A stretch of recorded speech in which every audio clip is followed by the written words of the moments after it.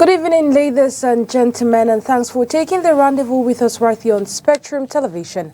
Making news tonight in these 8 p.m. bilingual newscasts, we talk the summit of the CEMAC head of state that will be taking place in Yaoundé come March 17, few hours to the summit. In the political capital of Cameroon, while some presidents of these countries are already trooping into Yaoundé, tonight we take a look at the eminent issues to be addressed by the 6 heads of state expected to take part in the summit. Well, Ines Pangang and Josephine Bindi will be addressing those issues in these newscasts. And in sports, we will be looking at the stakes of Cotton Sports CAF Champions League game against Al Ahly come Friday at the Rumbiaja Stadium in Garoua. This and many more will be yours in these 8 p.m. bilingual newscasts. Oriane Donkeng opens this news in the French language. Good evening, Oriane. Bonsoir, Oni Ladonnette. Mesdames et messieurs, bonsoir et bienvenue au journal. Le 15e sommet ordinaire des chefs d'État de la CEMAC débute ce 17 mars 2023. La rencontre est précédée de la réunion des ministres de la communauté économique et monétaire des États de l'Afrique centrale. C'était ce 15 mars. Sur les réformes économiques et monétaires en cours dans la sous-région, je vous propose d'écouter ce reportage de Ines Pangang. Entre 2014 et 2016, les économies des pays de la zone CEMAC sont frappées par des crises profondes. Les causes se trouvent dans la chute des cours du pétrole, la persistance des menaces terroristes dans le bassin du lac Tchad et les exactions des groupes armés en Centrafrique. Des faits qui auront un impact sur le ralentissement de la croissance, l'augmentation du déficit de la balance courante et une baisse drastique des avoirs en réserve. La mise en place du programme des réformes économiques et financières par les chefs d'État de la CEMAC a l'ambition de coordonner les actions des États face à ces crises. La documentation du 15e sommet ordinaire des chefs d'État de la communauté économique et monétaire de l'Afrique centrale renseigne sur les retombées de ce programme.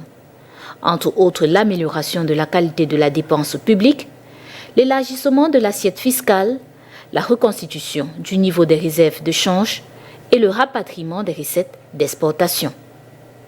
En 2020, de nouveaux chocs dus à l'apparition de la Covid-19 et une nouvelle chute des cours du pétrole frappent de plein fouet les économies convalescentes des États de la CEMAC.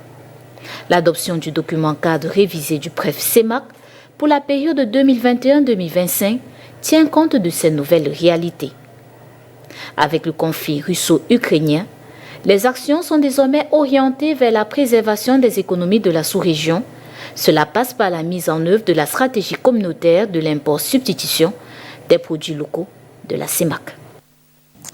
Well, Yaoundé, the capital of Cameroon, will host the summit of the CEMAC head of state come March 17, 2023. The profound economic and financial crisis affecting member states in the midst of the Russia-Ukraine tensions tops the agenda. Let's listen to this report as prepared by Josephine Binti.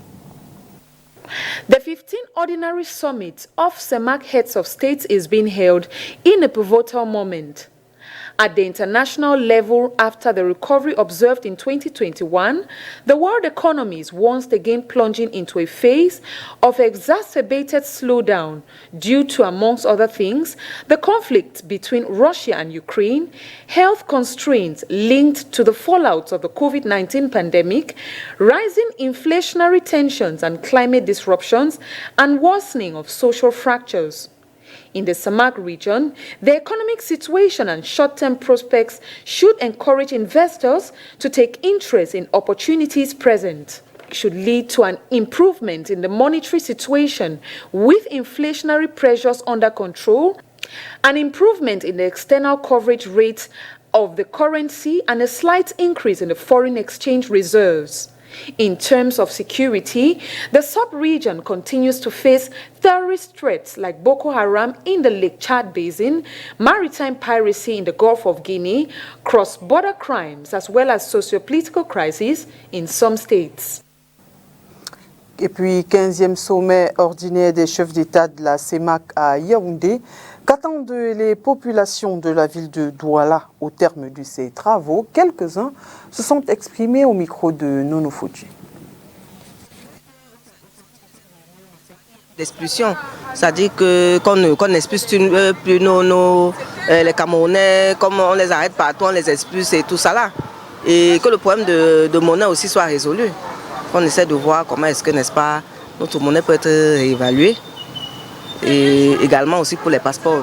Parce que depuis on entend parler de passeports biométriques, mais qu'il y ait une solution vraiment pour qu'effectivement ces passeports-là, n'est-ce pas, qu'on commence déjà à faire ces passeports. Je constate c'est par rapport à la monnaie, parce que la monnaie est dévaluée. J'aimerais que vraiment à l'issue de cette réunion qu'on puisse réévaluer la monnaie camerounaise. Et il y a le problème de manque de pièces, on ne sait pas, la monnaie, la petite monnaie pour le remboursement des clients, ça se pose. Là, il faut résoudre ce problème. Bon, vraiment, moi je souhaite que cette fois-ci, tellement ils ont déjà fait tant de réunions, je souhaite que cette fois-ci, vraiment, que ça puisse se passer très bien et que les Camerounais soient à l'aise en Guinée, qu'on ne nous fait plus les rapatriages, tout et tout. Bon, moi je préfère que ça se passe. Well, it is improper to poorly manage waste in markets where inhabitants depend on to buy food. Market authorities cry out following an unprecedented stop in waste collection in the area where food is being sold. Josephine Binti and Nono Furchue tell us the ordeals of Douala city dwellers. The heap tentatively depicts the stench.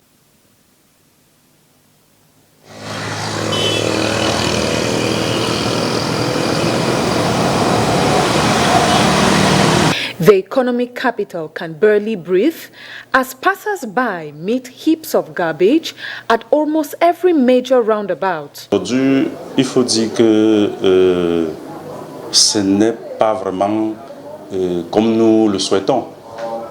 C'est vrai qu'il y a un problème dans la ville. It is not the way we planned. The city has a garbage collection problem. The problem we have in markets is really special because there is a lot of waste. Garbage disposal teams should be done every day. Izaka must collect them. We have a serious garbage management problem in this market. Debt has swallowed the entire market. It wasn't a problem particularly to Sandaga, but the entire city. Bien après, j'ai appris que ce n'était pas seulement le cas du marché Sandaga, c'était un problème général. The sanitary nightmare market authorities say can be explained. Despite having found the solution, other parties must be blamed. Énorme. Le danger est énorme. Imaginez, vous voyez les légumes là. Les légumes là, c'est les légumes qu'on verse. The dangers are enormous. Look at vegetables thrown to the ground. These areas should be clean. Cholera was very present in town few weeks ago. Imagine if one person has cholera in the market. It will be a disaster. Authorities must do all they can to tackle this problem. Les autorités doivent se pencher sur ce problème-là, pour essayer de le résoudre. Good health, sanitation and hygiene must be scrupulously observed in areas where food is sold and stored. Looking at the deplorable hygiene condition of the market, one would question food bought in these areas. Et puis, quelques semaines après le décès de Martinez Zogo, chef de chaîne chez Amplitude FM, que devient son émission Embouteillage? La question a été posée au top management de la radio. Pour l'heure, l'émission est en arrêt. Ce sont les rediffusions qui sont actuellement diffusées. Cependant, l'on annonce de nouvelles perspectives pour le programme et les auditeurs. Olivier Bouzite. Ce matin-là, l'une des nombreuses productions de Martinez Zogo est diffusée à l'heure d'embouteillage pour garder le feeling avec ses auditeurs. Une démarche du top management d'Amplitude FM. Martinez est décédé, mais Embouteillage n'est pas décédé pour l'instant. Nous allons encore rediffuser, et comme nous le faisons depuis un bon bout, ces anciennes émissions pendant plusieurs mois. L'idée est de sauvegarder un concept qui a su conquérir les habitants de la capitale politique pendant sa dizaine d'années d'existence. Embouteillage a fait plusieurs escales avant d'atterrir à Amplitude FM. C'était une propriété privée de Martinez Ozogo. C'est lui-même qui avait conçu Embouteillage. Et il conçoit Embouteillage quand il part de la radio Siantou, où il dépose ses valises dans les années 2008, si j'ai bonne mémoire, à la radio Magique FM. C'est où il fait la première émission Embouteillage. Après ces années, il a eu des petits problèmes. C'est où il a été sollicité en 2011, ici à la radio Amplitude FM, par l'ancien chef de chaîne, Francis Libéral, qui est l'un de ses amis. Partout où l'émission est passée, le concept est resté le même. C'est un melting pot. Martinez Zogo touchait dans l'émission Embouteillage tous les pans de la société. Et alors, il avait une particularité, il avait ce courage de dire tout haut ce que les gens pensaient tout bas. Si vous venez ici, la salle d'attente était toujours pleine parce que les gens viennent dénoncer et ils n'amenaient pas tout à l'antenne. Et vous savez, quand il débat un problème social comme ça, au quartier, les auditeurs aiment ça. Et généralement, on ouvre l'antenne. Les gens disent ce qu'ils pensent. Au quartier, il y a le chômage, il y a ceci. Les auditeurs aiment écouter ça. Que là-bas, au moins, il y a quelqu'un qui s'occupe de nos problèmes. Des dénonciations tout azimut qui lui causaient régulièrement des ennuis. Disons-le sans détour. Embouteillage et Martinez Ogo sont au moins, si je ne me trompe, près de 200 convocations. Et plaintes, si je me trompe. À un certain moment, nous-mêmes, ses collaborateurs, on se posait la question de savoir, mais plus on l'appelait communément Maestro. Maestro, franchement, toi, avec ton émission là, qu'est-ce qui se passe? Toi, tu n'as pas peur, et ainsi de suite.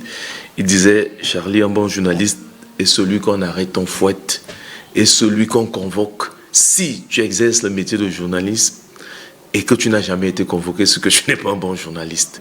Au quotidien, il subit les menaces. Que ce soit il y a 10 ans, que ce soit il y a 1 an.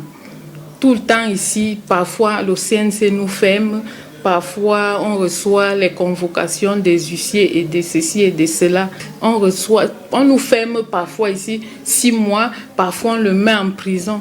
Donc au quotidien, son émission était une émission à risque. Si les gens se rappellent, le cas bébé Vanessa Tchatchou, il y a eu le problème de droit d'auteur avec l'émission qui a fait encore tout un gros tollé entre Billy Shaw, Charles Atebe Yéné, de Regretter Mémoire, et Onangini, une émission qui a fait tout un tollé dans la cité capitale. Tout le monde s'est arrêté pour écouter cette émission. Donc, Embouteillage, c'est une émission très populaire. Entre plaintes, menaces, garde à vue, convocation au CNC pour entorse à la déontologie journalistique, la démarche de Martinez ne faisait pas forcément l'unanimité dans la corporation.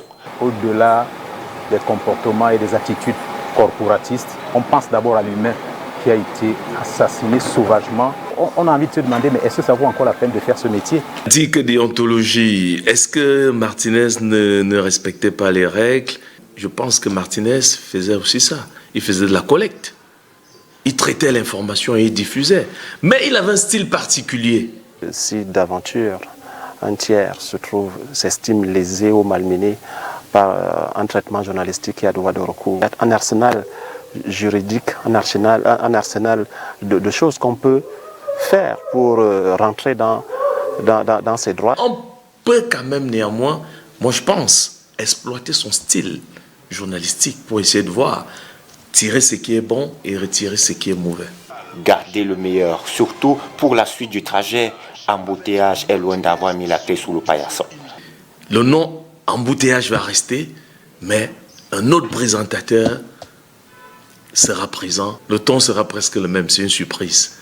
Parce qu'on a essayé de travailler le contenu, ainsi de suite. Le ton sera presque le même, parce que nous ne voulons pas que l'âme de Martinez ou le style de Martinez, puisque pendant qu'il exerçait, il a aussi formé quelqu'un qui viendra continuer son travail. Sûrement, peut-être le ton sera plus élevé, on ne sait pas. Le programme Boost, à près de 70% l'audience, génère de nombreuses publicités et partenariats financiers qui contribuent au fonctionnement de la radio.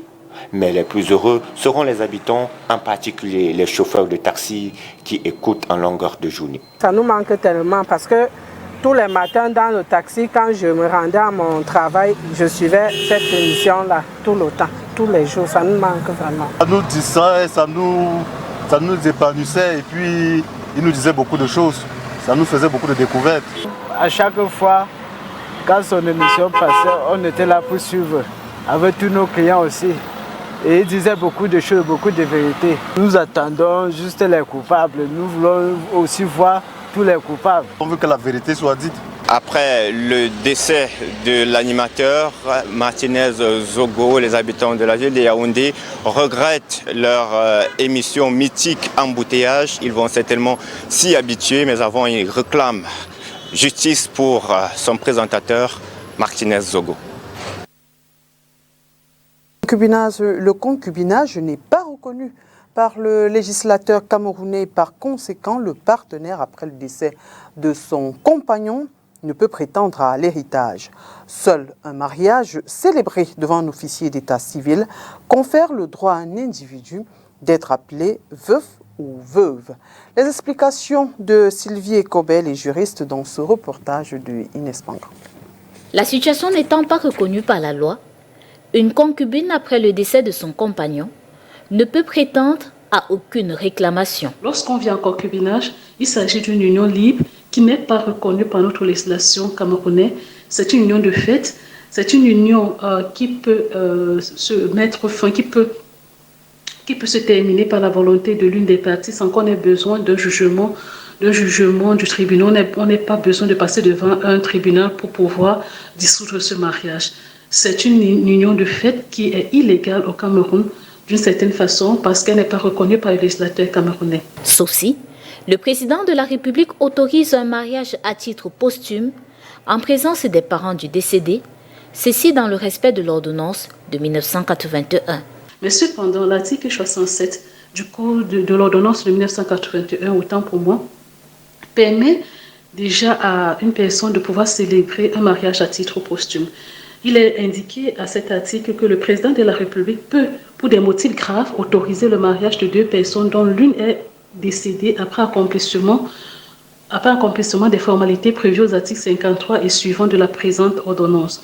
Il a également indiqué que l'époux décédé est représenté à la transcription du mariage par son père, sa mère, son frère, sa sœur, son ascendant ou descendant ou le responsable coutumier. En fait, c'est après avoir respecté ces formalités, après avoir célébré votre mariage à titre posthume, que vous pourriez prétendre avoir la qualité de veuve. Seule la femme préalablement unie à son époux par les liens du mariage peut espérer être prise en compte dans le partage de l'héritage après le décès de ce dernier. Dès lors que vous avez célébré votre union devant un officier d'état civil, vous avez la qualité d'épouse. Et bien entendu, en cas de décès de votre époux, vous devenez par ricochet une veuve. Donc si vous n'avez pas la qualité d'épouse, vous ne pouvez pas être appelée veuve en réalité. Pour être à l'abri de surprises désagréables, la juriste, en plus de la célébration du mariage devant un officier d'état civil, conseille aux veuves de demander à un tribunal la liquidation de la communauté à part égale avant l'ouverture de la succession. On parle culture à présent, musique, littérature, danse, mode sont au programme des journées culturelles Québec en scène. Le contenu de ces moments d'échange et de partage culturel entre le Québec, État francophone du Canada et le Cameroun était au menu d'une conférence de presse donnée ce 16 mars 2023 ici à Douala. À ce sujet, je vous propose d'écouter respectivement Pape Goumalo Dione, il est attaché aux affaires éducatives et culturelles du gouvernement du Québec à Dakar, et Didier Toko, entrepreneur culturel. Il s'exprime au micro de Nono Fautué. L'objectif de Québec en scène ici à Douala, je l'ai dit tantôt, c'est de créer un couloir d'échange entre le Québec et Douala, dans toutes les expressions culturelles existantes. Mais la mise en place se fait déjà du fait qu'on arrive à Douala puis on travaille avec des acteurs culturels déjà sur place. Donc on fait affaire avec Up High Love qui est ici, avec notre ami DJ, qui est très actif dans l'écosystème culturel ici. Et avec ça, on a déroulé ensemble, je le dis toujours, on a déroulé ensemble tout ce qui est, par exemple, musique, Ça va aller du cinéma québécois qui va venir croiser le cinéma camerounais. Il y a aussi la littérature. Et il va y avoir aussi un panel sur la découvrabilité des contenus culturels francophones. Et des experts du Québec vont parler avec des experts d'ici et avec un public général qui va se connecter un peu partout dans le monde. Il y a la mobilité internationale des artistes camerounais qu'on veut voir aussi. Ce n'est pas juste que les Québécois puissent venir ici jouer. On veut qu'il y ait des échanges concrets. On l'a dit, ça existe déjà. Le concret, on le voit. On va le voir le 20 mars prochain lors du vernissage. Des artistes camerounais ont échangé avec des artistes québécois. Donc les œuvres vont être exposées au moment du vernissage. Et c'est des résidences croisées. On l'a dit tantôt, des artistes vont aller au Québec travailler. Donc aussi, c'est un rêve pour moi que je suis en train de vous dire. J'aimerais ça qu'on puisse signer une entente de résidence croisée entre le ministère de la Culture d'ici ou les acteurs de l'écosystème et le Québec. Ce qui va permettre la mobilité internationale des deux côtés. Forcément, nos administrateurs ne sont pas là présents aujourd'hui, mais il y a forcément quelque chose qui se construit derrière. Parce que quand on parle de coopération, de diplomatie culturelle, c'est des États qui s'échangent, qui se disent des choses. Si nous on est là aujourd'hui, si le Québec est là et nous a sollicité, nous en tant que Camerounais, c'est parce qu'il y a eu forcément des accords entre les États. On est en train de construire un pont entre le Québec et Douala. Du moins, on participe à construire ce pont-là. Et ce pont-là, c'est des artistes qui doivent l'utiliser pour échanger, pour construire des imaginaires, construire des œuvres entre eux. Donc pour l'instant, pour cette édition, si on est allé sur de la recommandation, parce que le temps qui nous a été donné était très limite. On ne pouvait pas aller au-delà et on est allé par recommandation. On avait un temps très court pour faire une forme de sélection.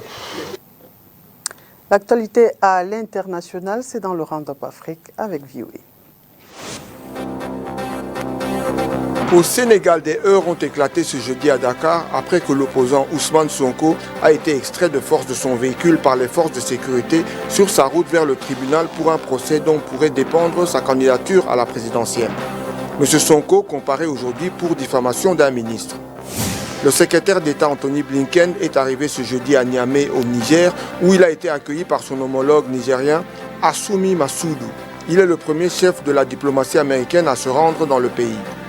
Au Gabon, le ministre des Transports, Brice Paillat, a démissionné une semaine après le naufrage d'un petit ferry qui a fait au moins 21 morts et 16 disparus selon un bilan encore provisoire. Au Malawi, le président Lazarus Chakwera a appelé à plus d'aide internationale pour faire face aux ravages du cyclone Freddy qui a fait au moins 225 morts.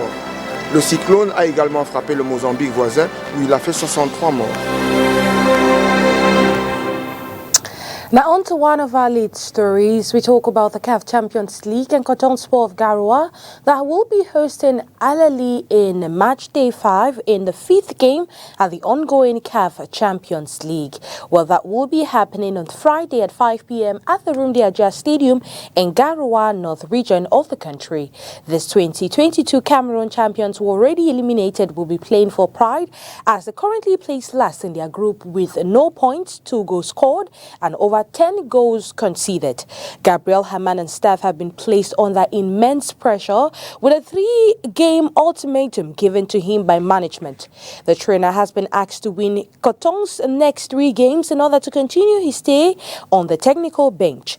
If this is not the right pressure enough, players have also been promised an increased bonus of 400,000 francs instead of the initial 300,000 francs in case of a victory. In the pre-match press conference today, Al Ahly, who is currently placed 3rd, say they will be all out to, defeat Cotonsport in order to claim top position as they currently placed 3rd.